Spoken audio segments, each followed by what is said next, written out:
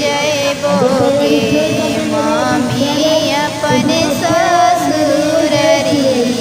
हमें जयबोगे मामी अपने ससुररिया घूम लेंगे बेटी पापा